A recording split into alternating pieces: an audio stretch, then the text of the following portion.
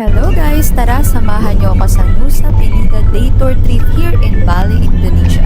So ayan, super early ng call time namin. 5:30 AM guys. Diba? Super aga. Hi, good morning! Aga namin, grabe. Breakfast. So we're here at Sanur Beach Port. So we're waiting for our boat at 6:30 daw. Ang aga pala. So ang aga namin na natulog at nagising. Yes, parang 4 AM gising na ako. Grabe. And maaga din si Kuya. So mga 1 hour daw yung dahe going to the Nusa Penida. Here we are. So ayan, we're going to have our coffee. Oh my God, there are a lot of people here. They are getting ready kasi 1 hour yung biyahe going to Nusa Penida. What a day. Sana maaga kami matapos today. From Sanur, it's 7:30 pa, 7 AM pa lang yung ng aming boat. Oh, good morning. It's our day 2 in Bali. So from our hotel, it's almost 1 hour going here at the port. So talagang dapat early kayo gumising kung nandun kayo sa Seminyak area. And yun, 7 AM yata yung alis or 6:30? 7, I think 7 AM. And then 1 hour yung biyahe and then ayun, diretso tour na. Sana maaga talaga kami matapos na doon guys. Kasi para makagala pa kami sa city later. You know, it's our last day tomorrow and ang aga ng flight namin, 8:35. So maaga na naman kami. And hindi na nga kami nakapag-breakfast. Ay, nako. And yun na nga, we're going to the port already. Kasi 6:30 AM pala yung aming boarding. And akala namin Sanur, PM, kaya naman kasi that's the first trip. My God, it's the first trip is 6:30. Oh. Number. By the way guys, yung ticket namin dito sa boat is kasama na dun sa kinuha namin sa tour guide and all sa lahat ng mga entrance fee dun sa pupuntahan natin sa Nusa. And yung tour guide namin is nakuha ko lang siya sa TikTok, Instagram, local din siya dito sa Bali. So magaling silang mag-English and madali silang kausap, sobrang approachable, sobrang babait, and i-accommodate ka talaga nila sa lahat ng mga gusto mong puntahan. They will suggest kung saan ba yung mas okay and mas maganda yung area, yung hindi super crowded. Kasi dito sa Bali, grabe, yung mga spot talaga is ang daming tao, pinipilahan. Kaya guys, kung pupunta kayo sa Nusa Penida, make sure talaga na dun kayo sa first trip, yung 6:30 AM, para talaga mauuna kayo dun sa mga tourist spot, especially the tree house. So yun yung una namin pinunta. 4,000 second.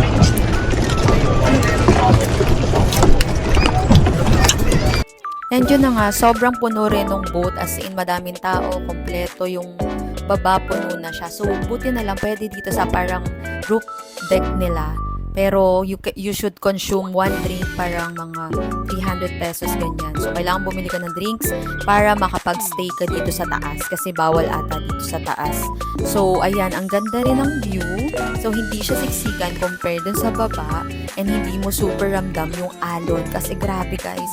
Going there is super lakas ng alon and almost 1 hour kasi yung biyahe. Tapos ayan, may mga kasabay din kami mga foreigner. So si Kuya sa amin, nag-photo-photo pa and binidyohan pa kami na feeling mo nasa cruise talaga kami. And yun, ang ganda ng view dito sa taas, hindi pa super init and mahangin.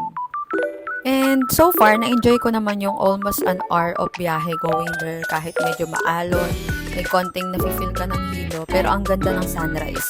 And ma-amaze ka lang talaga dun sa view, sa waves. Tapos, sabi sa amin ni Kuya, mga 2 minutes before dumating dun sa Nusa Penida Port, kailangan bumaba na kami kasi bawal ata doon sa taas. So, kailangan bumaba ulit kami doon sa pinaka-deck. And yun, mga before nga mag-land, pumunta na ulit kami doon sa loob kasi bawal. So,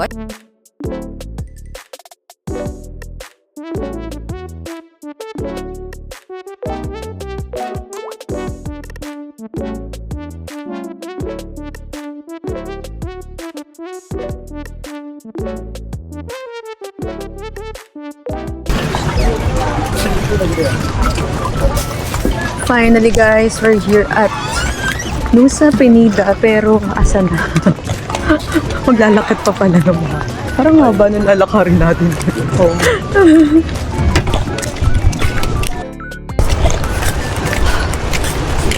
So init here. Grabe. Sakit sa balat ha. Pero hindi naman sobra. and finally, andito na kami sa Nusa Penida Port. So, ayan, we will wait na lang our tour guide for this kasi pinsan siya nung tour guide namin sa Bali. And dito naman sa Nusa Penida is iba naman yung guide namin. And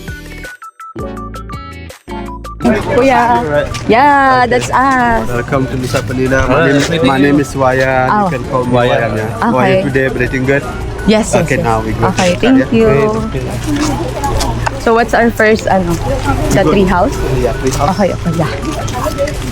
And then Diamond. yeah, if we can finish it as early sana, Yeah. hopefully. So that's okay. So we can go back. Wala talaga silang pick up masyado. Oo. Grabe, ang dami. Grabe yung parking dito. No? Bakit? Ito, Velos. Asan si Kuya? Where is Kuya? Sino yun? Ay, ito pala. May palas-pas na. Ito? so, yun na nga, 1 hour yung biyahe namin going to Tree House. And super inaantok ako na ewan. Pero I wanna see the view.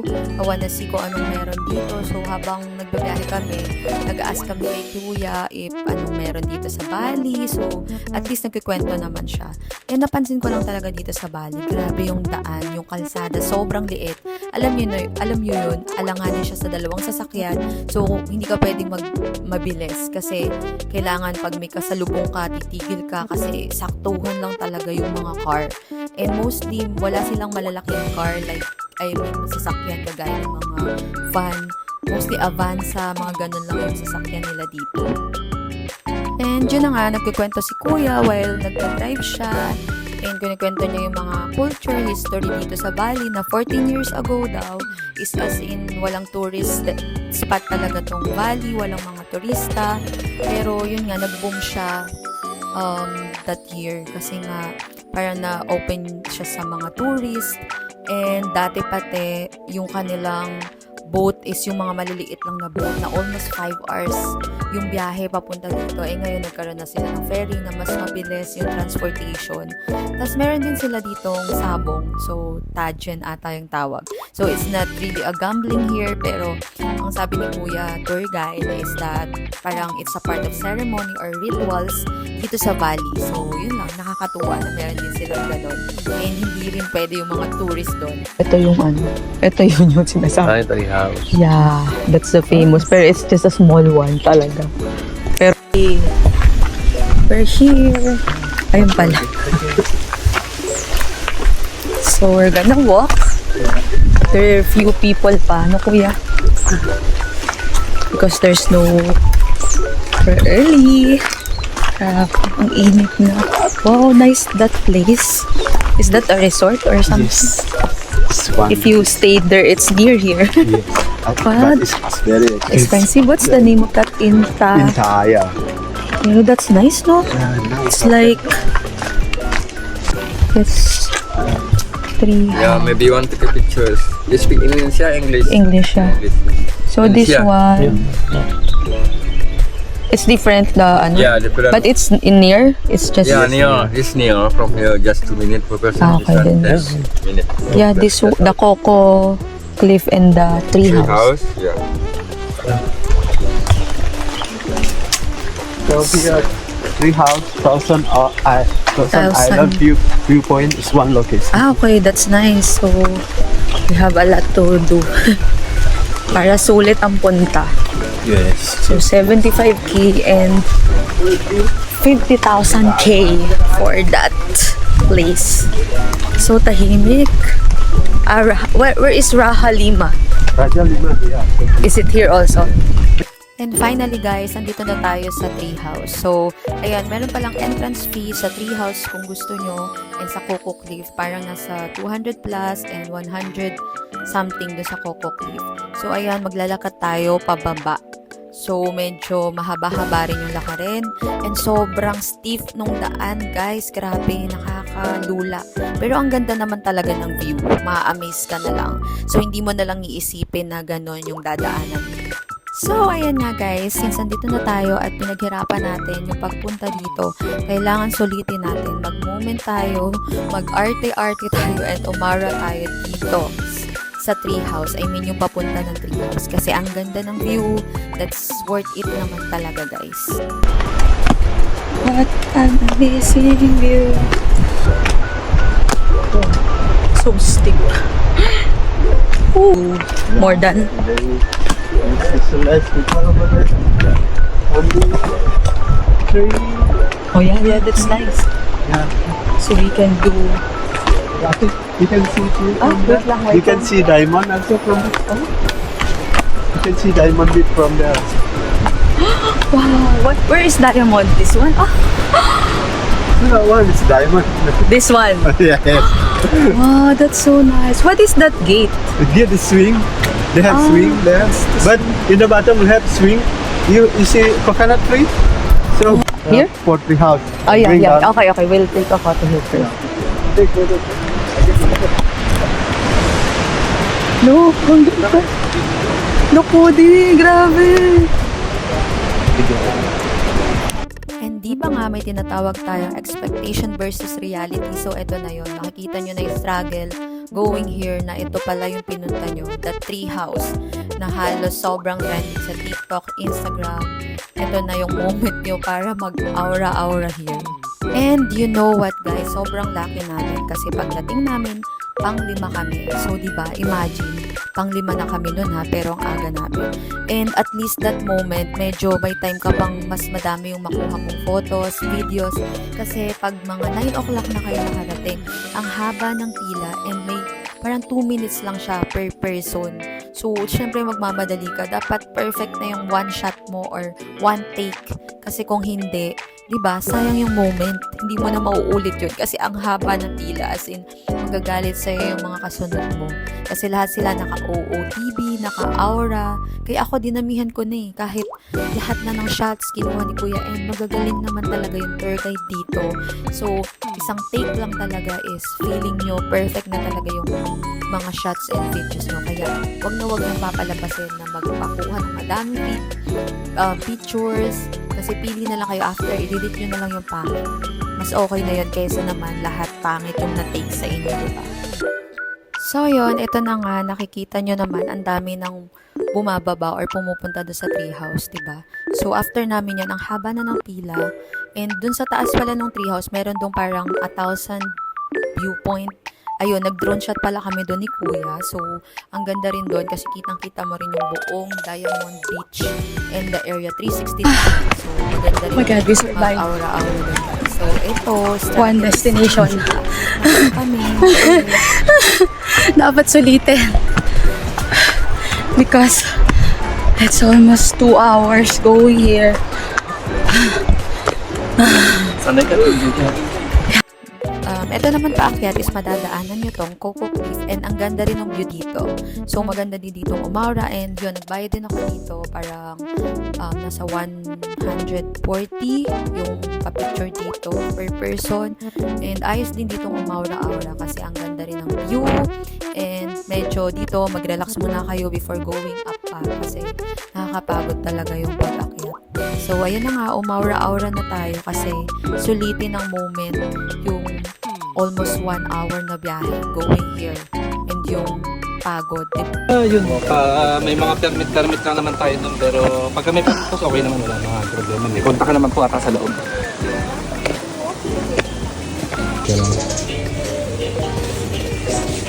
Inom sa buko. Good? 1, 2, 3. Isa pa. Here we are at Diamond Beach na to. Yeah, Diamond Beach. So hot. Huh? Natawag ba tayo?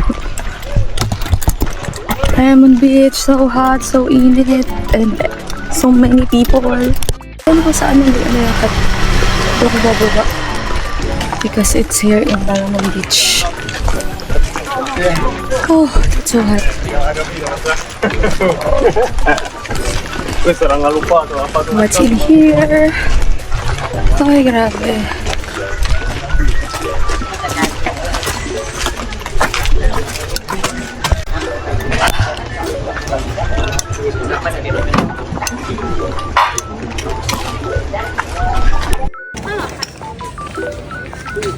Diamond Beach. What's in here? It's so hot. Grabe, dami ng tao. Oh my God, oh my God.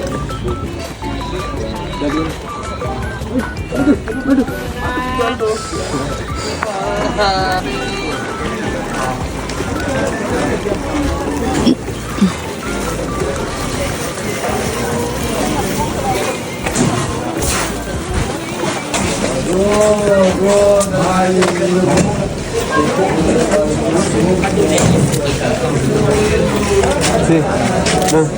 Ada dua nih. Itu dua.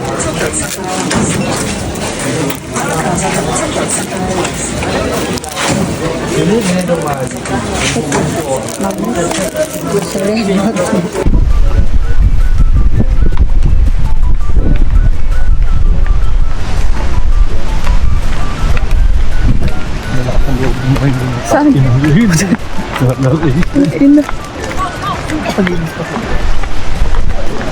First of all, we take photo from here. Okay. Tree house. Yeah, the tree house. Nasaan na yung tree house? Ayun. Very clear. Wow, it's bluish. Yellow. Very deep. Yeah. We don't have for that one. Yeah. That's it.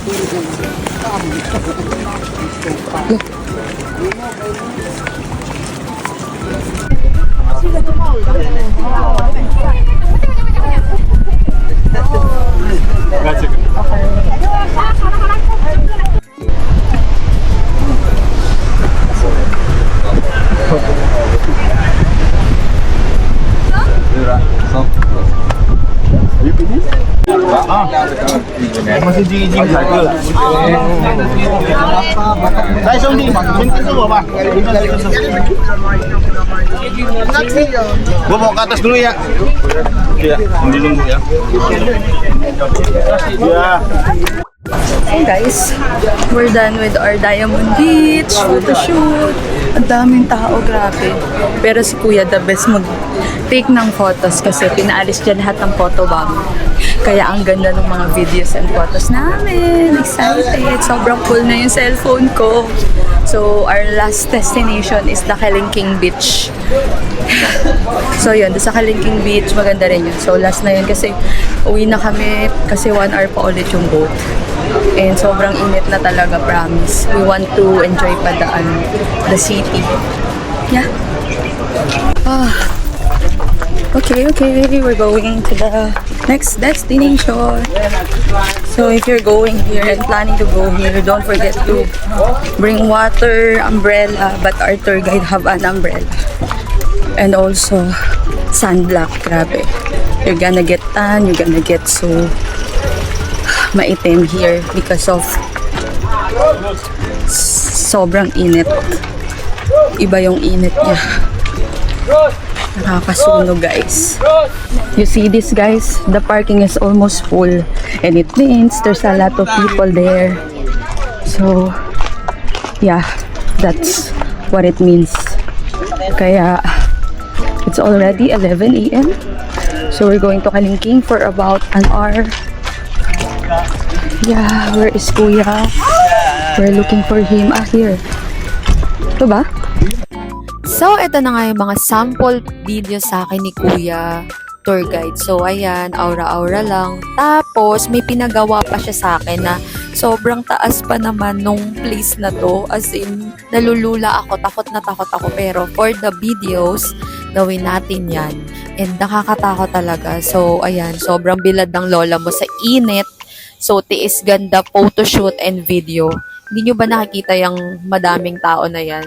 Expectation versus reality. Pero, since andito nga yung magandang view and spot, so tiis ganda moment na lang to. Hi guys, so we're here at Kalingking Beach for our last stop. Last destination is so init again.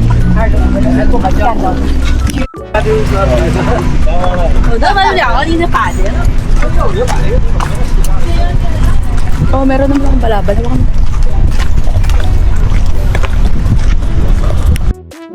And for the last destination for Nusa Penida day trip is this Kalingking Beach.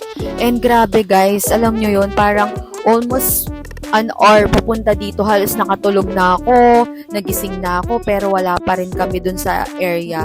And then, dapat after nito, kakain kami ng lunch, pero sobrang nagutom na kami. Kaya, before heading to Kalingking Beach, kumain muna kayo. And finally, ayun, okay naman yung food, masarap. Pero as you can see here, para siyang Boracay style. Alam nyo yun, ang daming kainan sa gilid, mga souvenir shop going to the Kalingking Beach. And yun nga, papunta doon is grabe ang dami ng tao dito, promise. Kasi almost 11 or 12 na yata to.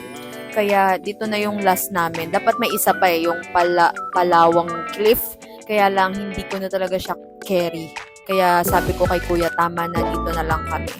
So, ayun pala, yung pababa doon, yun kasi yung pinaka-area na bababa ka doon. And yun yung photo op ng mga tourist dito. And meron pa dyan doon sa parang taas. Kaya lang, alam niyo yun, hindi ko na caring pumila doon and makipagsiksikan pa kasi grabe ang daming tao. Dito na kami sa Kalingking Beach.